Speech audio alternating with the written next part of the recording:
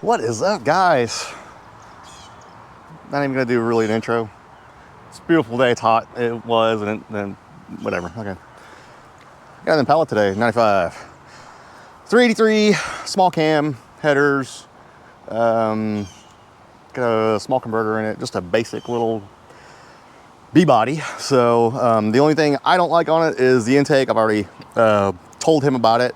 So what he's gonna do is buy a stock one, get rid of the silencer, and then just have an air box right there. Probably be the best setup for this. It's a comp cam, like a 216 something. I'll have to look at the specs again. It's nothing crazy. So he pulled up and it sounded just fine. Super clean car. Got the big old tack, digital dash. Is this 94 or 95? What was 95? I don't know. One of the two. Yeah, nice center console. Man, nice car. So it's got a wideband in it, so that's good. I don't have to hook up mine. Let's get this laptop set up. Let's go through the motions with OBD1. So this is a 2 in a row, right? So we'll do some more OBD1 stuff and go from there. I can't really tell if those are aluminum heads or not. Might have to stick a magnet on them because they're painted. So if they're aluminum heads, they're just going to take some time, and if not, they don't like a lot of timing. So, well, let me get the camera set up, my laptop set up, and let's go start tuning on this thing. All right, yeah, right there. Yeah, right there. Okay. Whew. He's got AC in this thing too. So, all right, we are in speed density, and we're gonna go logging. O2 sensors that kick on here.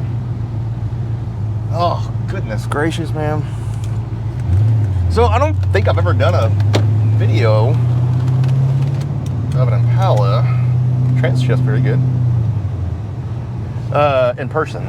So we're gonna do that. God, dude, it's freaking this stupid hot out here. I don't know why the O2 sensors aren't kicking on. Why? I didn't change any of that. Oh. I think it would help if I connect to it. I thought it was logging, but it's not. Okay, now it's logging. Okay, we're good to go now. Click connect on EEHack to start logging. So, another thing too, I've run across a couple of customers too that didn't understand why they couldn't get EEHack to work or Flash Hack or anything like that. Make sure you're not connected to EEHack when you're trying to do Flash Hack. And then sometimes you got to close out EEHack to make it connect to EEHack. Or, what? The shift light came on. It's just on. It's weird. Anyway, yeah. So you gotta close out one or the other if you want to use one or the other. So just throwing that out there. So if you're running across issues, just try to close both of them completely when we restart the whole program. So I've run across that multiple times and began to work. So we're gonna go drive this thing for about 30 minutes or so in VE, and then I'm gonna compare it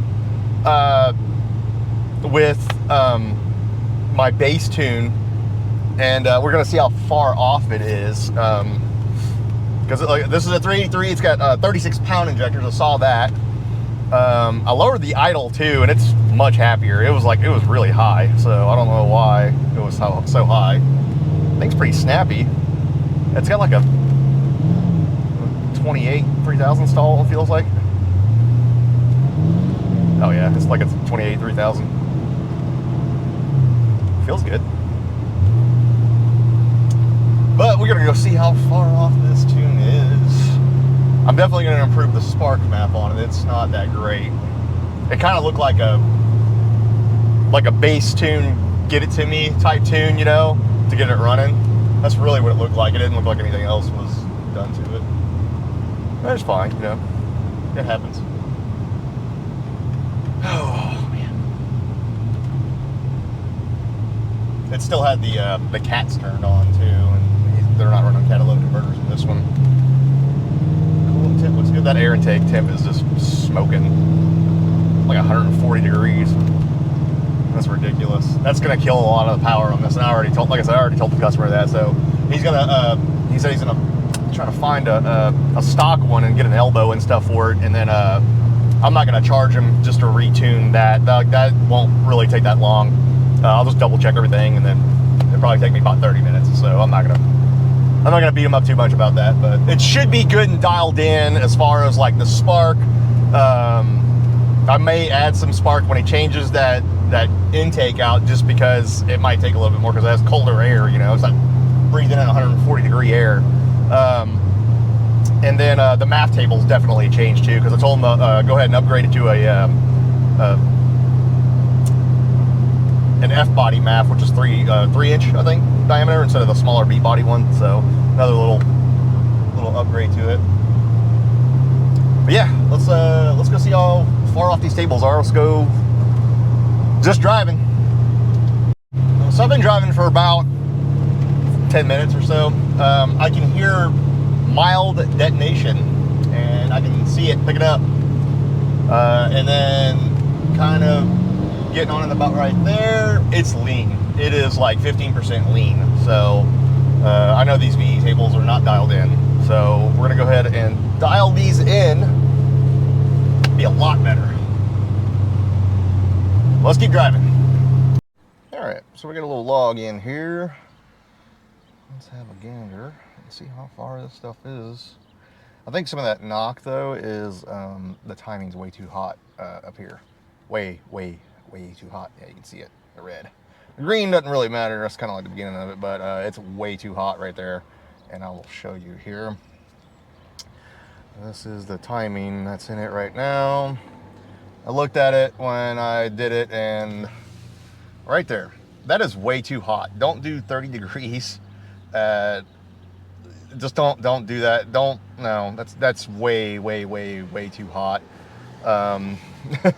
The rest of it's fine, like all this, like in the middle and stuff, and then like right here, I probably wouldn't do that either. That's somebody trying to get it to like idle at 20, and it won't do that. It always uses the closed TPS, and then see it's at 25 in the closed TPS. So we're gonna change a bunch of this stuff around. I'm not gonna continue on this timing table. It kept spark knocking, so I'm gonna throw my timing table in it just to be safe. Not really here for gaining power or like horsepower numbers or anything like that, so everything else actually looks decent. Let's look at the VE table in it, and all they did was just take a little bit out right there and leave the rest of it stock. So let's go ahead and adjust that, and then it's got a stock B body MAF calibration in it. So let's get all this taken care of. I'm gonna change a bunch of stuff. So I was gonna like just tune off of this and then just kind of make adjustments, but I think it's gonna be better for me to just start with my bass tune, because it's pretty far off.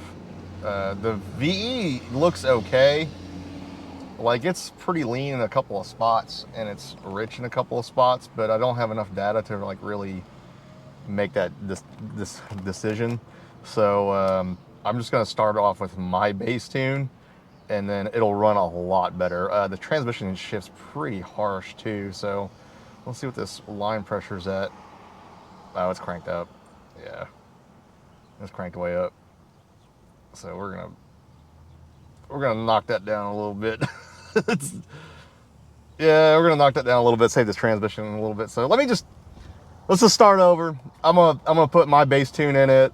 The shift points seem like they were okay, but the rest of it, I'm just gonna start off with mine, and it should run a lot better. So let's just do that, and then we'll set up the camera again and just go from there.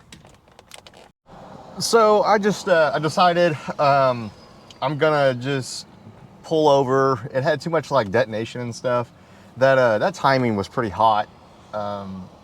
Like he hit it at like 30 degrees, like at wide open throttle, like almost immediately, and like it was way too hot. And then the VE was a little off, so I just loaded a stock VE in it for now, like from a Z28, because since it has aluminum heads, and then we're just gonna go off of that because I just don't trust it.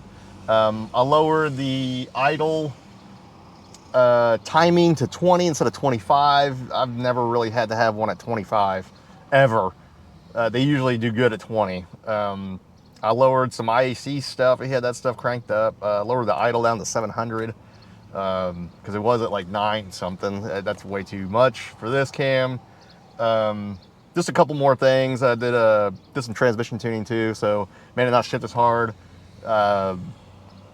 Changed some. He had a bunch of line pressure mod stuff turned off where it actually kind of kills a little pressure between shifts. You know, just you don't want it just slamming gears the entire time. You want it to slam gears when you're getting in the business. You know, you don't want it just slamming gears around town. So it's not good on a trans. So did that, and then put my timing table in it. And we're just going to go off of that. So I locked the BLM at 128 at wide open throttle. So the wide open throttle fueling is going to be a lot more consistent.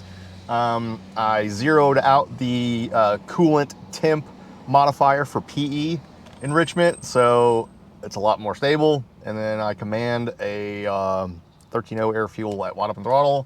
And then I just adjust a MAF when I do that stuff. But we're not going to do that right now. We're going to focus on this VE table.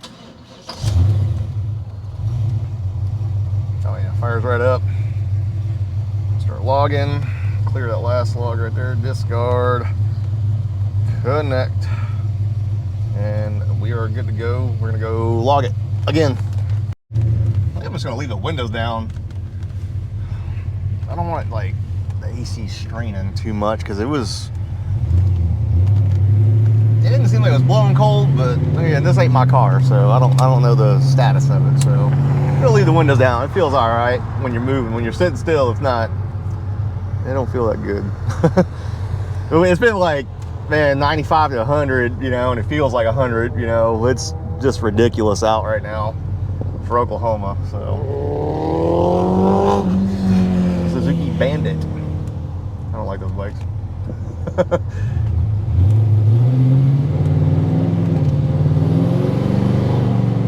Oh yeah, no more knocking. Transmission shit's good now. That's good. When I say knocking, I mean no more detonation. No more detonation. So I think we're good on that one. Just dial on these VE tables and yeah. Oh, she's snappy. Yeah. Yeah. Man, there ain't nothing like a B body with like some nice exhaust and stuff, because like you can fit some pretty cool exhaust under these, like a true dual setup with like an H or an X pipe. They just sound good, you know.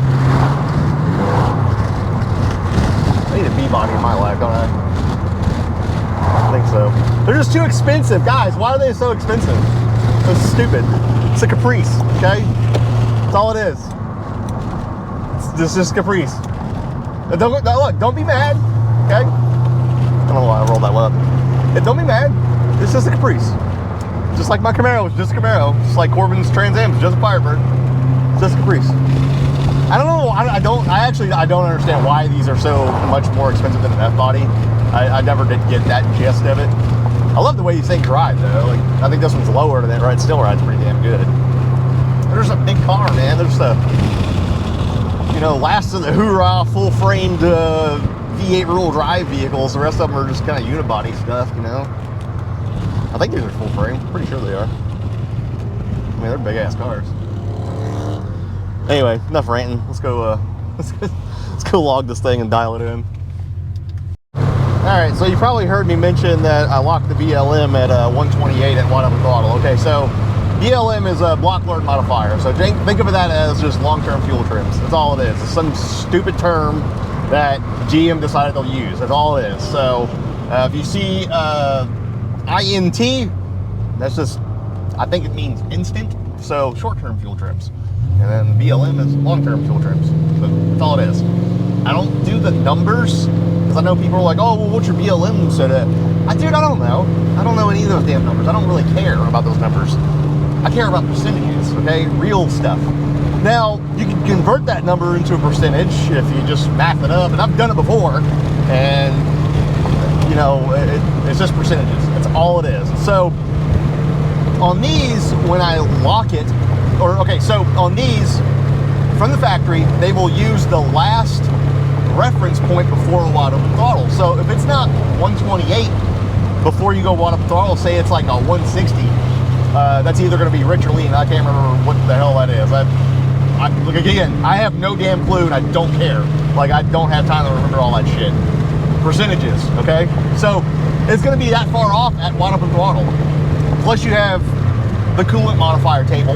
That's modifying the damn thing.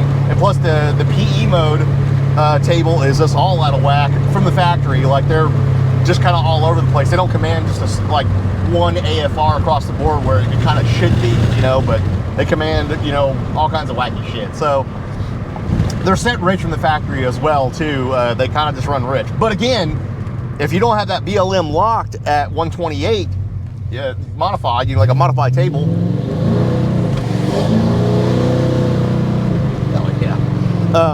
It'll just go off that last reading. So locking the BLM ensures a 128. And so if you're wondering what 128 is, it's storage. So in this instance, I have storage set at 14.1 because we have 10% ethanol in our fuel. There's your fun fact and tip and tuning tip of the day. That one.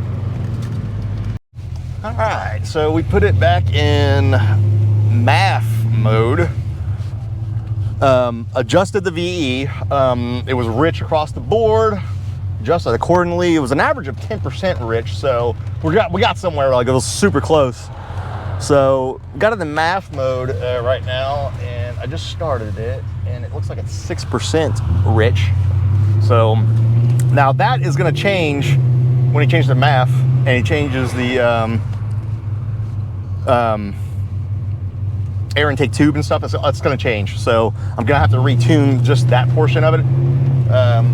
That intake sucks. Like, I was sitting there talking to Jonah for, I don't know, probably a good 15 minutes, and that intake, I had the hood up too. It's at 146 degrees. It's not good. So if you ever think about like buying one of them little shitty metal intakes that says Spectre on it, or and have an open element air filter, just think twice. Don't do it. It's not worth it. I'm gonna tell you that right now. That's from a tuner's experience. It's not me just trying to not let you mod your car, okay? Or I'm just trying to be a Debbie Downer. No, they're just pieces of shit. I'm just telling you right now. Well, why do they call it a cold air intake? I don't know. It's not. It's a piece of shit. Well, just don't do it. Yeah, just don't do it.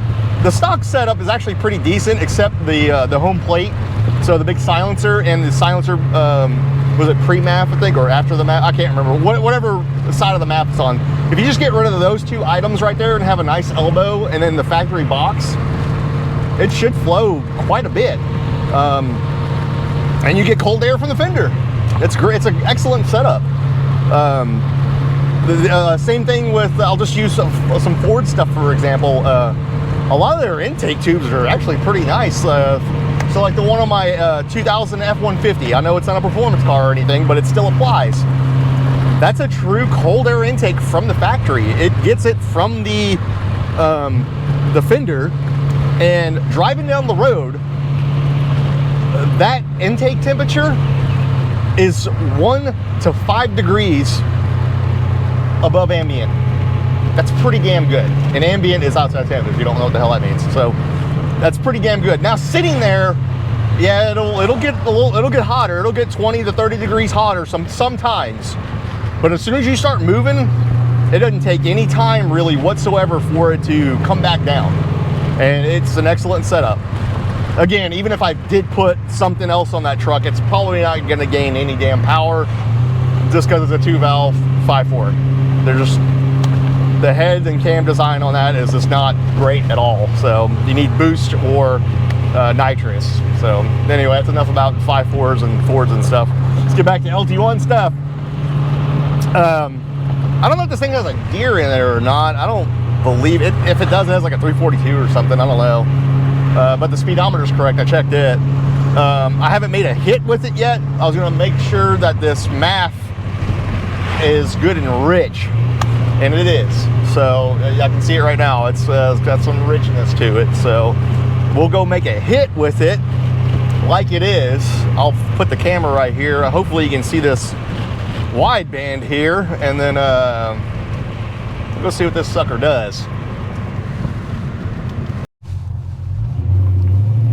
All right. right, I had to pull over and change the battery out in the GoPro. Ignore the shift light, I don't know why it's on. It ain't my doing, so we're gonna be watching that AFR right there. So let's go from like a 30 roll, get on the highway here, and let's see what the AFR is at wide open throttle. Super rich, like a 10.0. All right, well, we're gonna gain a ton of power by leaning it up.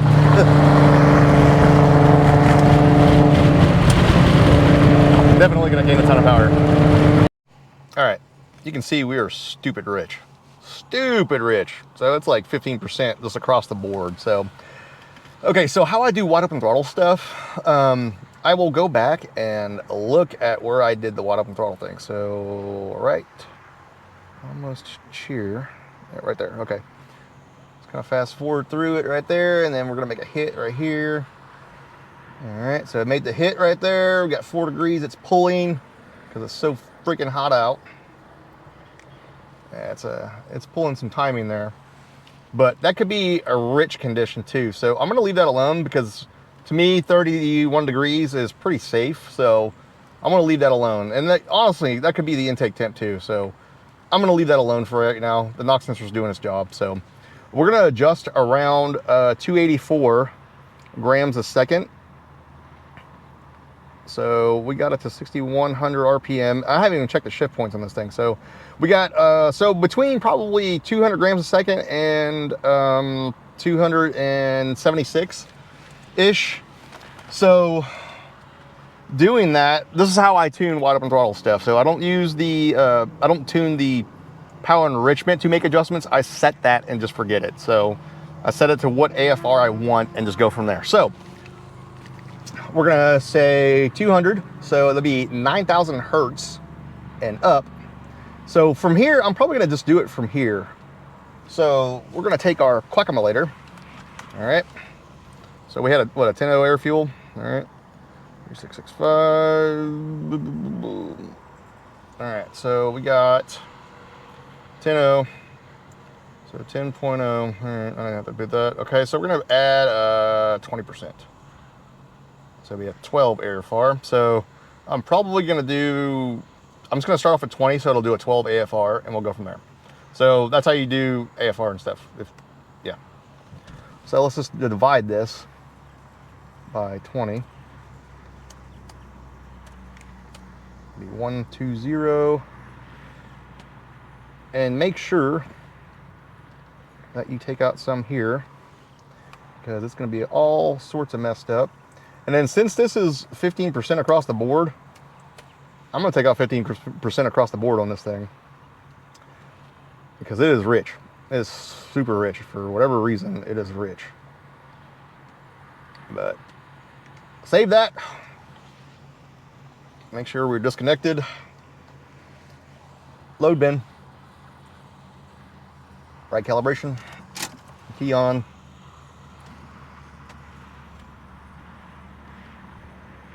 Successfully connected.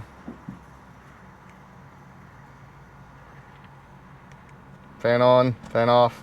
It's uploading. Easy as that. All right, so we got take 2 here. Let's see, I'm gonna do a 30 roll again.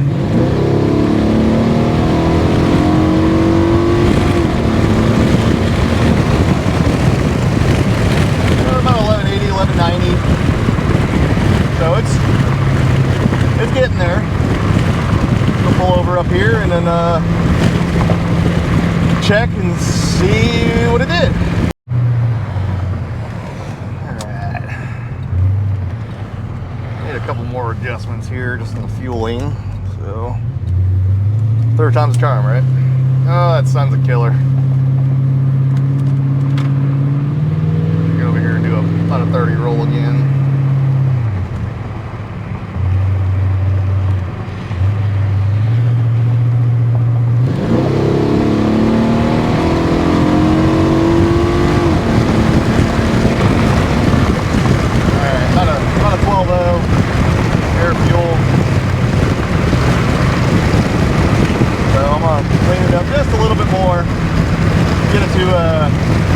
Probably a 12.8 or so. It's kind of a bigger car, so. And then get back to the customer. I'm gonna look at the data log real quick.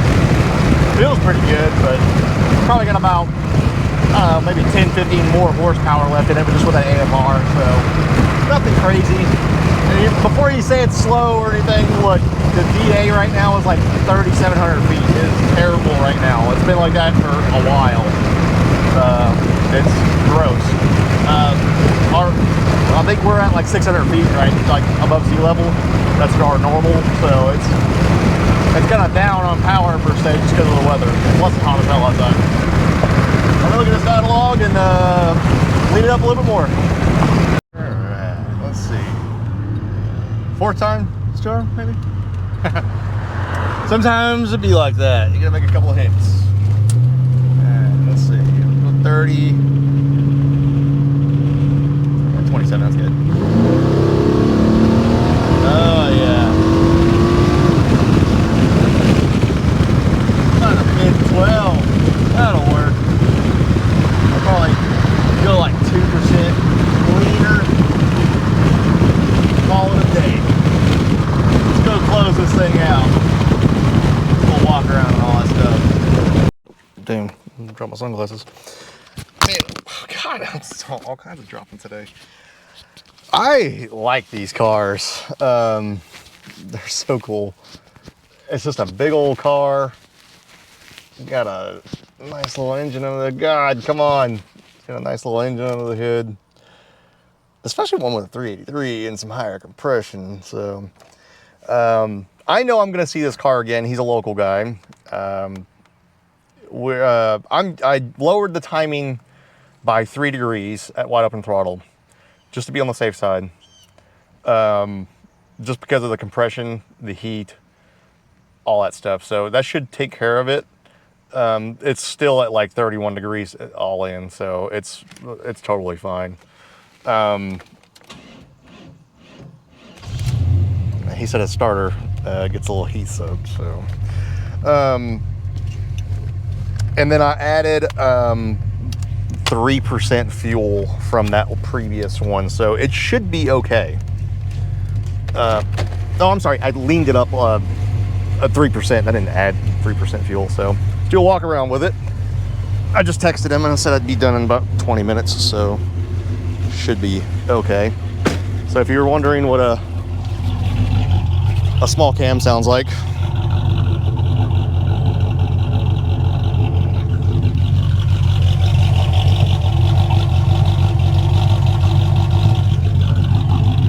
exhaust is on it. I guess we can have a gander at it while we're in here. Oh, SLP loudmouth. Yeah. Yeah, that's fine. Sounds good. Usually the SLP loudmouth on an F body does not sound good, but on a B body it sounds pretty good.